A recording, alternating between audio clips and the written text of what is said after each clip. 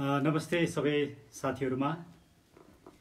आज म फेसबुक लाइभमा आउनु पछाडिको मुख्य विषय ज्ञानेन्द्र साईजीलाई हिजो राति 9 बजेतिर गिरफ्तार गरिसके पछाडि त्यस पछाडि के भयो र ज्ञानेन्द्र साईजीको रिहाईको विषयमा के प्रयासहरू भए र उहाँको रिहाई कहिले हुन्छ भन्ने विषयमा सम्पूर्ण साथीहरूलाई जानकारी दिनु नै आजको फेसबुक लाइभमा आउनुको मुख्य उद्देश्य हो।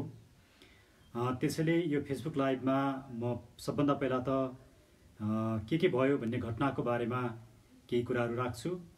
त्यस पछाडि म साथीहरूलाई गर्नुपर्ने केही रिक्वेस्टहरू छन्, ती रिक्वेस्टहरू म गर्छु। हिजो बिहानै 7:30 बजेदेखि ज्ञानेन्द्रजी बसोबास गरिराखेको ठाउँमा सादा पोसाकमा दुईजना मानिसहरू गएर हामी राहत लिनका लागि आएका हौं भनेर भनिसके पछाडि ल राहत लिएर जानुस् भन्दाखेरि हामी राहत लाँदैनौं भन्ने अवस्था फेरि उनीहरूले भनेपछि एउटा शंकाको वातावरण सृजना भयो र को हुन् भनेर स्थानीय मानिसहरू समेत आएर सोधीखोजी गर्दाखेरि उनीहरू चाहिँ गुप्तचर भएको थाहा पायो र ती गुप्तचरहरू गइसके पछाडि प्रहरीहरू आएर ज्ञानेन्द्रजीलाई गिरफ्तार गर्न त्यहाँ नभएको कारणले गर्दाखेरि ज्ञानेन्द्रजीलाई गिरफ्तार गर्न सकेनन् र शक्ति साईजीलाई गिरफ्तार गरेर लिएर गए र उहाँको परिवार, उहाँको दुईटा छोरा र उहाँको श्रीमती पनि सँगसँगै जानुभयो र राति करिबन 8:30 बजे प्रहरीले शक्ति साईजीको श्रीमती र छोराहरूलाई घरमा पुर्याउने काम गर्नुभयो र उहाँहरू घरमा गइसके पछाडि ज्ञानेन्द्रजी पनि आउनुभयो र त्यसपछि ज्ञानेन्द्रजीलाई गिरफ्तार गरे। अब ज्ञानेन्द्रजीलाई गिरफ्तार गर्नु पछाडिको कारण के रहेछ त र अहिले के भइरहेछ भन्दाखेरि हिजो बेलुका ज्ञानेन्द्रजीलाई गिरफ्तार गरेर जावलाखेल महानगरीय प्रहरी परिसरमा पुर्याइसके पछाडि ज्ञानेन्द्रजीले मलाई फोन गर्नुभयो र घटनाको बारेमा बताउनुभयो र त्यस पछाडि हामीले गर्न सक्ने सहयोगहरू हामी गर्छौं भन्ने कुराकानीहरू भयो र हिजै ज्ञानेन्द्रजीले मलाई भनेअनुसार ज्ञानेन्द्रजीलाई मुद्दा चलाउँदैछन् भन्ने कुराहरू भएको थियो र त्यस पछाडि मैले आज बिहान हामी सबभन्दा पहिला त अब ज्ञानेन्द्रजीको रिहाईका लागि सर्वोच्च अदालतमै बन्दी प्रत्यक्षीकरणको मुद्दा लिएर जानुपर्छ भन्ने तयारीमा लाग्यौं र सँगसँगै सिडिओ साहबसँग पनि कुराकानी भयो र सिडिओ साहबसँग कुराकानी हुँदाखेरि धेरै राम्रा कुराकानीहरू भए र उहाँसँग भएको कुराकानी, ज्ञानेन्द्रजीसँग भएका कुराकानीहरूलाई हेर्दाखेरि हामीले आजै बन्दी प्रत्यक्षीकरणको रिट निवेदन लिएर जान नपर्ने स्थिति देखेकाले हामी आज बन्दी प्रत्यक्षीकरणको रिट निवेदन लिएर सर्वोच्च अदालतमा गएनौं र सिडिओ साहबसँग भएको कुराकानीमा मेरो टेलिफोनमा कुराकानी भयो र उहाँलाई मैले भेटेर उहाँकै कार्यालयमा गएर पनि भेटेर कुराकानीहरू भयो र त्यो कुराकानीको मुख्य निचोड के रह्यो भने यही वैशाख 7 गते ज्ञानेन्द्रजीहरूले जसरी राहतका सामग्रीहरू बाँडिरहनु भएको थियो, त्यो बाँड्ने क्रममा जब ज्ञानेन्द्र साईलाई राहतका सामग्रीहरू बाँड्न रोकियो, स्थानीय निकायसँग समन्वय गरेर राहत बाँड्नुस् भन्ने कुरा आएर रोकियो। त्यस पछाडि सिडिओ साहबको नम्बर चाहिँ सार्वजनिक गरिसके पछाडि ज्ञानेन्द्र साईजीका साथीहरू, राहत दिन चाहने व्यक्तिहरू र देश र विदेशमा बस्ने ज्ञानेन्द्रजीका शुभचिन्तकहरूले व्यापक रूपमा सिडिओ साहबलाई फोन गर्नुभएछ र फेसबुकमा पनि विभिन्न किसिमका कमेन्टहरू राख्नुभएछ। त्यसले गर्दाखेरि सिडिओ साहबको दैनिकीमा पनि एउटा समस्या आयो र उहाँको अफिसको काममा पनि त्यसले बाधा पर्यो र कतिपय व्यक्तिहरूले सिडिओ साहबलाई तथनाम फोनमा गाली गलौज गर्ने, फेसबुकमा पनि गाली गलौज गर्ने कामहरू गरेछन्, जसले गर्दाखेरि उहाँको एउटा पारिवारिक जीवनमा पनि त्यसले असर पार्यो किनकि जुनसुकै बेला एउटा सिडिओले फोन उठाउनु पर्ने हुन्छ, यस्तो विपदको बेलामा फोन उठाउन साथ गाली गलौजहरू आउँछन्, त्यसले उहाँ डिस्टर्ब पनि हुनुभयो र यो कुरा कसैको लागि पनि राम्रो कुराहरू होइन। अनि यो कारणले गर्दाखेरि वास्तवमा ज्ञानेन्द्र साईजीलाई अहिले गिरफ्तार गरियो र गिरफ्तार गर्दाखेरि उहाँलाई दिएको थुम्मा पुँजीमा चाहिँ के भनिएको छ भने उहाँलाई अहिलेको यो जुन रोगसँग सम्बन्धित ऐन छ, 2020 को ऐन छ, खास गरिकन यो सरुवा रोगसँग सम्बन्धित ऐन, त्यो ऐन अन्तर्गत उहाँलाई कारबाही गर्ने भनेर भनिएको छ। अनि हामीले यो प्रसङ्गमा सिडिओ साहबसँग कुराकानी गर्दाखेरि उहाँले के भन्नुभयो भने यो कुनै ठुलो विषय होइन, यहाँ सामान्य मिसअन्डरस्ट्यान्डिङहरू भएका छन् र यो मलाई जसरी फोन आएर गाली गलौज भएको छ त्यो कुराहरूलाई रोकिदिनु पर्यो र फेसबुकमा तथानाम भन्ने र असह्य किसिमका आलोचनाहरू गर्ने कुरा दिनु पर्यो, म रिहाई गरिदिन्छु भनेर उहाँले भन्नुभयो र मैले त्यस पछाडि ज्ञानेन्द्रजीसँग कुराकानी गरेँ। सिडिओ साहबको यस्तो भनाइ छ, तपाईको भनाइ के हो भनेर सोद्धाखेरि मैले कोही पनि साथीहरूलाई गाली गलौज गर्ने भनेर भनेको पनि छैन। साथीहरू इमोसनल हुनुभयो होला, त्यो कुरा म बुझ्न सक्छु। तर साथीहरूले पनि इमोसनल भएर सिडिओ साहबलाई फोन गरिदिनु भएन र गाली गलौज गरिदिनु भएन। यसरी फोन गरिदिँदा र गाली गलौज गर्दाखेरि नभएको समस्या पनि सृजना हुन्छ भन्ने कुराहरू भएर ज्ञानेन्द्रजीले पनि त्यो कुरा रियलाइज गर्नुभयो। र सिडिओ साहबसँग भएको कुराकानी अनुसार ज्ञानेन्द्रजीको सायद मलाई लाग्छ यति बेरसम्म प्रेस रिलिज भइसक्यो होला। मैले ज्ञानजीजीसँगै भेटेर कस्तो किसिमको प्रेस रिलिज आउने भनेर हाम्रो कुराकानी भएको छ। र त्यो प्रेस रिलिजमा मलाई लाग्छ अबदेखि राहतको विषयमा साथीहरूले, राहत दिने व्यक्तिहरूले कसैले सम्पर्क गर्नु पर्यो भने ज्ञानेन्द्रजी र उहाँको टिमका साथीहरूलाई नै सम्पर्क गरिदिनु होला। सिडिओ साहबलाई कृपया डिस्टर्ब नगरिदिनु होला, सम्पर्क नगर्नु होला। अत्यावश्यक परेको अवस्थामा मात्रै एउटा नागरिकको हैसियतमा सिडिओ साहबलाई कन्ट्याक्ट गर्नु होला, तर गाली गलौज गर्ने तथनाम भन्ने काम नगरिदिनु होला, पहिलो कुरा। दोस्रो कुरा, ज्ञानेन्द्रजीको त्यो उसमा यस्ता किसिमका घटनाले आफूलाई पनि दुखित तुल्याएको र यसको लागि आफू एउटा दुखित भएको र आफूले पनि सरी भन्ने किसिमको उहाँको स्टेटमेन्ट आउँछ, जुन कुरा प्रशंसनीय छ। र फेसबुकमा पनि कोही पनि साथीभाइहरूले यस किसिमले सिडिओ साहबलाई या कसैलाई पनि व्यक्तिगत रूपमा लान्छना लगाएर नलेखिदिनु होला। त्यसरी यो कुनै ठुलो समस्या होइन। ज्ञानेन्द्रजीलाई सम्भव नै उहाँले छोड्नुहुन्छ, भोलि कुनै कारणले छोडिएन भने नि पर्सि उहाँले छोड्नुहुन्छ। ज्ञानेन्द्रजीलाई कहिले छोड्ने भन्ने कुरा चाहिँ अब तपाईँ हाम्रो हातमा छ। तपाईँ हाम्रो हातमा भन्नाले यदि हामीले सिडिओ साहबलाई धम्कीपूर्ण रूपमा गाली गलौज गर्ने किसिमले फोन गर्ने कुरा रोक्यौँ भने उहाँले तुरुन्तै छोड्नुहुन्छ। र हामीले फेसबुकमा नचाहिँदो किसिमले पोस्ट गर्ने, गाली गलौज गर्ने र लान्छना लगाउने कुरालाई रोक्यौँ भने उहाँले तुरुन्तै छोड्नुहुन्छ। यो कुरो रोकिन साथ मैले छोड्छु भनेर उहाँले कमिटमेन्ट गर्नुभएको छ। त्यसैले अहिले ज्ञानेन्द्रजीलाई मुद्दा चलाउनको लागि 7 दिनको म्याद थपिए पनि सिडिओ साहबले छोड्छु भनेर कमिटमेन्ट गरिसकेको कारणले गर्दाखेरि ज्ञानेन्द्र साईजीको रिहाई तुरुन्तै हुन्छ र अब उहाँको रिहाई तपाईँ हाम्रो हातमा छ। अर्थात् म फेरि सम्पूर्ण साथीलाई के रिक्वेस्ट गर्छु, के अनुरोध गर्न चाहन्छु भने हो, हामीले सरकारले गरेका नराम्रा कुराको आलोचना गर्नुपर्छ। हाम्रो अहिलेको लडाइँ भनेको कुनै व्यक्तिसँगको लडाइँ होइन, सिस्टमसँगको लडाइँ हो। त्यसरी सिस्टमसँगको लडाइँमा एउटा जिम्मेवार प्रशासकलाई दोष लगाएर लान्छनायुक्त शब्दहरू प्रयोग गरेर त्यसले कसैलाई पनि फाइदा हुँदैन। कसैले कसैलाई व्यक्तिगत रूपमा लान्छना लगाएर केही पनि फाइदा हुँदैन। त्यसैले हामी सबै साथीहरू संयमित बनौँ। ज्ञानेन्द्रजीको पनि त्यही नै भनाइ छ। मसँग भएको कुराकानीमा ज्ञानजीले त्यही नै कुरा भन्नुभएको छ। र यसरी हामीले समस्याको समाधान गर्नुपर्छ र राहत बाँड्ने कुरोमा सिडिओ साहबले कुनै पनि रोकटोक नगर्ने र स्थानीय निकायसँग सहकार्य गरेर राहत बाँड्ने र ज्ञानेन्द्रजी आफै राहत मानिसहरूको ठुलो भिडभाड हुने भएको कारणले गर्दाखेरि यो कोभिड-19 को समस्यालाई सम्बोधन गर्न गाह्रो हुने, विभिन्न किसिमका मान्छेहरू आउन सक्छन्। ज्ञानेन्द्रजी आफै पनि इन्फेक्टेड हुन सक्नुहुन्छ, त्यसले अर्को समस्या हुन्छ। त्यसैले ज्ञानेन्द्रजी यो राहत बाँड्न नगइदिए हुन्थ्यो, तर ज्ञानेन्द्रजीको टिमका साथीहरू गएर राहत बाँड्नमा कुनै समस्या हुँदैन, त्यसमा हामी पनि सहयोग गर्छौँ भनेर सिडिओ साहबले कमिटमेन्ट गर्नुभएको छ। उहाँले ज्यादै पोजिटिभ रूपमा र एउटा शिष्टतापूर्वक उहाँले जुन कमिटमेन्ट गर्नुभएको छ, मलाई लाग्छ भोलि र पर्सिसम्ममा ज्ञानेन्द्रजी छुट्नुहुन्छ।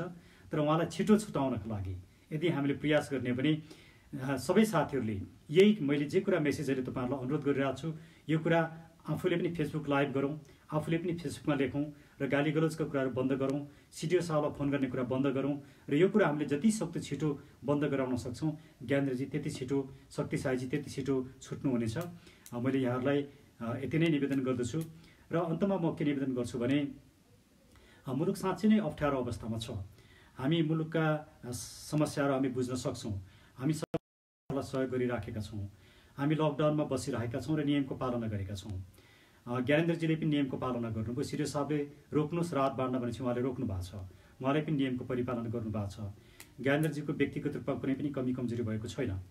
त्यसैले हामीले ज्ञानेन्द्रजीलाई दोष दिने या अरू कसैलाई दोष दिने काम पनि नगरौँ र राहत बाँड्ने कुरो नितान्त राम्रो कुरा हो। तर यसलाई सबैले एक आपसमा समझदारी बनाएर राहत बाँडियो भने त्यसले बेसी लाभ प्राप्त गर्न सक्दछ। त्यो कुरातिर सबै हामी सचेत हौँ।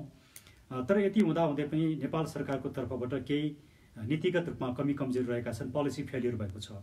उदाहरणको लागि अहिले सरकारले जस्तो प्रधानमन्त्री खड्गप्रसाद ओलीले नै बोल्नुभयो कि कसैले पनि भोकै बस्नु पर्दैन, यो कोभिडको समस्याले गर्दाखेरि कसैलाई खाद्यान्न चाहियो भने नेकपा खाद्यान्न बोकेर घर घरमा आउँछ भन्नुभयो।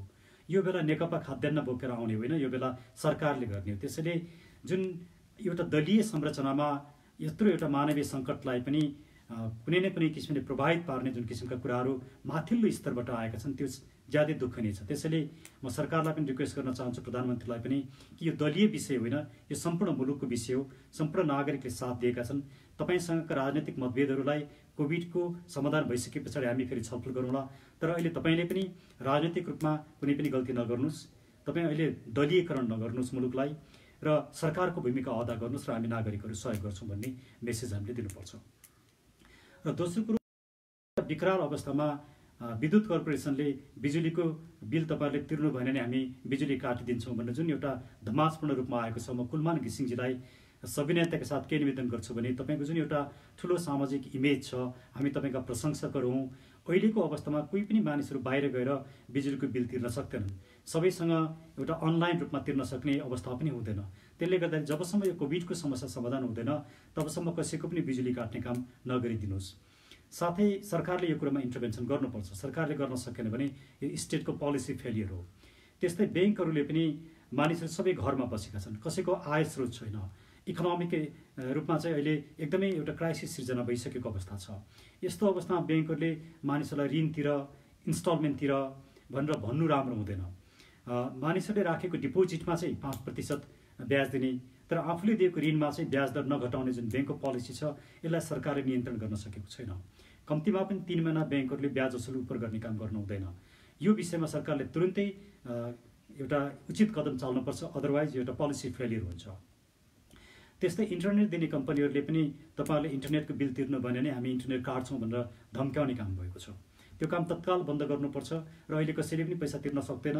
यस्तो अवस्थामा इन्टरनेट नकाटियोस् र सरकारले यसको जिम्मेवारी लिनुपर्छ। सँगसँगै नागरिकहरूको बिचल्लीको अवस्था छ। नागरिकहरू 12 दिन 15 दिन खाइ नखाइ हिँडेर गइरहेका छन्। यस्तो अवस्थामा स्थानीय सरकारले ज्यादै सजग भएर ती नागरिकहरूलाई सहयोग गर्नुपर्छ। तर प्रधानमन्त्री स्वयं आफै के भन्नुहुन्छ, काठमाडौँका पत्रकारहरू त्यहाँ पुगेर फोटो खिच्ने, तर स्थानीय सरकार र प्रशासनलाई थाहा नहुने भनेर एउटा हास्य व्यङ्ग्य गर्नुहुन्छ। प्रधानमन्त्रीले यस्तो किसिमको मजाक गर्न छोड्नुपर्छ। प्रधानमन्त्री आफ्नो नागरिकप्रति गम्भीर हुनुपर्छ। एउटा व्यक्ति पनि भोके नहोस् भन्ने कुरामा प्रधानमन्त्री सचेत हुनुपर्छ। ज्ञानेन्द्र साई जस्ता व्यक्तिहरूले एउटा गरिबहरूलाई र मजदुरहरूलाई जसरी राहत बाँड्ने काम गरे त्यसलाई प्रशंसा गर्नु पर्थ्यो। उनलाई समाउनु हुँदैन थियो, उनलाई गिरफ्तार गर्ने, उनलाई एउटा टेरोराइज गर्ने काम गर्नु हुँदैन थियो। सरकारले संयमित बन्नु पर्थ्यो। त्यसैले सरकारको ज्ञानेन्द्र साईलाई गिरफ्तार गर्ने कुराले पनि के देखाउँछ भने सरकार अटोक्रेटिक भइरहेछ, सरकारसँग संयमता छैन भन्ने कुरो देखाउँछ। र कतिपय मानिसहरू विदेशबाट आउन सकिरहेका छैनन्, एकदमै बिचल्लीको अवस्थामा छन्। त्यस्ता व्यक्तिहरूलाई राहत गर्नुपर्छ, स्वदेशमा ल्याइनु पर्दछ। सीमामा काजक्रिया गरेर बसेका व्यक्तिहरू छन्, सीमामा सुत्केरी भएका व्यक्तिहरू छन्। यस्ता व्यक्तिहरूप्रति पनि यदि हामी सरकार उदार हुन नसक्ने र उनीहरूलाई उद्धार गर्न नसक्ने हो भने सरकारको अनुपस्थिति नै मानिसहरूले फिल गर्दैन, नागरिकले फिल गर्दैन। सरकारको उपस्थिति छ भन्ने कुरा क्राइसिसमा फिल गर्ने हो। सहज अवस्थामा सरकारको उपस्थिति छ कि छैन भन्ने कुरा त्यति महत्त्वपूर्ण हुँदैन। तर जब मुलुक क्राइसिसमा हुन्छ त्यो बेला नै हो सरकारले आफ्नो उपस्थिति देखाउने। अहिले सरकारको उपस्थिति नागरिकहरूले महसुस गर्न नसकिरहेको एउटा अवस्था छ, त्यो ज्यादै राम्रो अवस्था होइन। सँगसँगै राहत वितरणमै समस्याहरू आए। राहत वितरणलाई पनि दलीयकरण गरियो। केही स्थानीय निकायका मानिसहरूले राहतमा आएको चामललाई नै लुकाउने काम गरे। यस्तो किसिमको जुन व्यवहार भइरहेछ त्यो व्यवहारले नागरिकमा ठुलो वितृष्णा हुन्छ। र अहिले सरकारले गरेका काम कारबाहीहरू र जुन किसिमको भ्रष्टाचार मुलुकमा भइराखेको छ, ओम्नी ग्रुप होस् या मन्त्रीहरूको संलग्नता होस्, तथ्यले देखाएको छ। अहिले प्रत्येक नागरिकसँग आफ्नो हातमा सेलफोन छ, इन्टरनेट छ। कुन बजारमा कुन सामान कति रुपियाँमा पाउँछ भन्ने कुरो प्रत्येकले बुझ्न सक्छ। नेपाली बजारमा कति पैसामा आयो भन्ने कुरो सजिलैसँग तुलना गर्न सकिन्छ। यस्ता कुराहरूमा सरकारले कसैलाई पनि ढाँट्न छल्न हुँदैन। सरकार ट्रान्सपेरेन्ट छैन र भ्रष्टाचारीहरूमाथि सरकारले कारबाही गर्न सकेको छैन। अहिलेको त प्रधानमन्त्रीको दायित्व के हुन्छ भने ओम्नी ग्रुपको स्क्यान्डलमा कोही पनि मन्त्री, कोही पनि व्यक्ति संलग्न छ भने तत्कालै कारबाही गरेको भए प्रधानमन्त्रीले ठुलो एउटा नागरिकहरूको समर्थन पाउनुहुन्थ्यो, त्यो काम गर्न सक्नु भएन। त्यसैले प्रधानमन्त्री भ्रष्टाचारलाई संरक्षण गर्न लाग्नुभयो, जुन ज्यादै दुखित छ। प्रधानमन्त्रीबाट यस्तो काम नहोस्। र कालो बजारी भएको छ, एउटा थोरै मूल्यको सामानलाई धेरै मूल्यमा बेच्ने काम भएको छ, र कमसल एउटा क्वालिटी नभएका सामानहरू बजारमा ल्याइएका छन्। आज स्वास्थ्य कर्मीहरूलाई नै थ्रेट गर्ने काम भएको छ, विशेषज्ञहरूलाई एक ठाउँबाट अर्को ठाउँमा पुर्याउने काम भएको छ। त यस्ता किसिमका अराजक कामहरूमा सरकार लाग्यो भने यसले मुलुककै पोलिसी फेलियर हुन्छ र यसले मुलुकमा एक किसिमको राजनैतिक रूपमा सङ्कट आउँछ। यतातिर त छँदै थियो, सरकार आफै यो नयाँ किसिमका विधेयकहरू ल्याएर छोड्ने या सम्पूर्ण राज्यको शक्ति आफ्नो हातमा लिने, संवैधानिक परिषदमा नि विपक्षी दलको उपस्थितिलाई इन्कार गर्ने या त्यो उपस्थिति बिना नै संवैधानिक परिषदको नियुक्ति गर्न सक्ने जुन किसिमका कामहरू सरकारले गरिरहेको छ, यसले मुलुकमा निरङ्कुशता लाद्ने काम भएको छ र संविधानलाई टेक्ने काम, मिच्ने काम भएको छ। के परिकल्पना गरेको छ भने विपक्षी दलको नेता नभइकन संवैधानिक परिषदमा नियुक्ति नगरियोस् भन्ने संविधानको परिकल्पना हो। यो परिकल्पनाभन्दा बाहिर गएर सरकारले विपक्षी दलको नेतालाई नै संवैधानिक परिषदमा उपस्थिति नभए पनि संवैधानिक परिषदले निर्णय गर्न सक्ने जुन किसिमको विधेयक ल्यायो यो ज्यादै दुःखदायी छ। र सँगसँगै राजनीतिक दल सम्बन्धी जुन विधेयक ल्यायो त्यो पनि दुःखदायी छ। यो अहिलेको अवस्थामा त्यसो गर्न हुँदैन थियो होला। प्रधानमन्त्री ओलीलाई आफ्नो सत्ता बचाउनको लागि यो जरुरी थियो होला, तर अहिले कसैले पनि प्रधानमन्त्री ओलीको सत्ता छिन्दैन थियो। कसैले पनि उहाँमाथि अविश्वासको प्रस्ताव राख्ने बेला पनि होइन, राख्दैन थियो। कसैले पनि अहिले उहाँलाई संसदीय दलको नेताबाट हटाउँदैन थियो, तर उहाँले पनि राम्रो काम गर्नुपर्ने थियो। राजनीतिक दल र सत्तामा बसेका व्यक्तिहरू सत्ता लोलुप छन्, उनीहरूलाई सत्ता भए पुग्छ। यत्रो ठुलो मानवीय सङ्कटमा पनि उनीहरू संवेदनशील छैनन् भन्ने कुरा यी घटनाहरूले प्रश्न पार्दछ।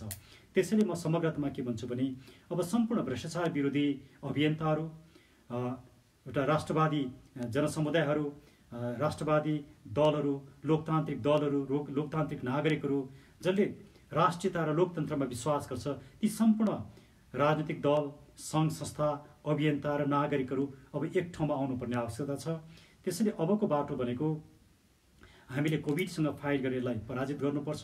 कोभिडलाई पराजित गरिसके पछाडि मुलुकमा मौलाएको भ्रष्टाचार र राजनैतिक व्यथिति जुन छ यसको अन्त्य गर्नका लागि सम्पूर्ण राष्ट्रवादी र लोकतान्त्रिक शक्तिहरू एकजुट भएर एउटा ठुलो राष्ट्रिय एकता अर्थात् अलायन्स, नेसनल अलायन्स गर्नुपर्छ भन्ने मलाई लाग्छ। र म त्यसको लागि यही फेसबुक लाइभबाट पनि म सम्पूर्ण मित्रहरूलाई हार्दिक रूपमा अनुरोध गर्दछु। तपाईँहरूका थुप्रै यहाँ जिज्ञासाहरू होलान्, प्रश्नहरू होलान्, सायद मैले यो पढ्न सक्दिनँ, त्यसले गर्दा मैले अहिले जवाफ दिन सक्दिनँ। म पछाडि यसलाई हेरेर आवश्यक पऱ्यो भने फेरि म जवाफ दिनेछु। र म छोटकरीमा फेरि के निवेदन गर्छु भने ज्ञानेन्द्र साईजीको रिहा हुने कुरोमा कुनै विवाद छैन, तर उहाँको रिहाई तपाईँ हाम्रो हातमा छ। हामीले सिडिओ साहबलाई फोन गर्ने कुरा बन्द गर्नु पर्यो। उहाँलाई पनि एक किसिमको टर्चर भएको छ, त्यो बन्द गर्नु पर्यो। उहाँको विरुद्धमा फेसबुकमा र सामाजिक सञ्जालमा लेख्ने काम बन्द गर्नु पर्यो। यो हुनसाथ ज्ञानेन्द्र साई छुट्नुहुन्छ र ज्ञानेन्द्र साई छुट्न जरुरी पनि छ। र ज्ञानेन्द्र साईले गरिरहेका राम्रा कामहरूको प्रशंसा गर्नुभएको छ। हामी सबैले प्रशंसा गर्नुपर्छ। हामी सबै एकजुट भएर अगाडि बढ्नुपर्छ। धन्यवाद। म यहाँहरू सबैलाई धेरै धेरै धन्यवाद दिन चाहन्छु। धन्यवाद।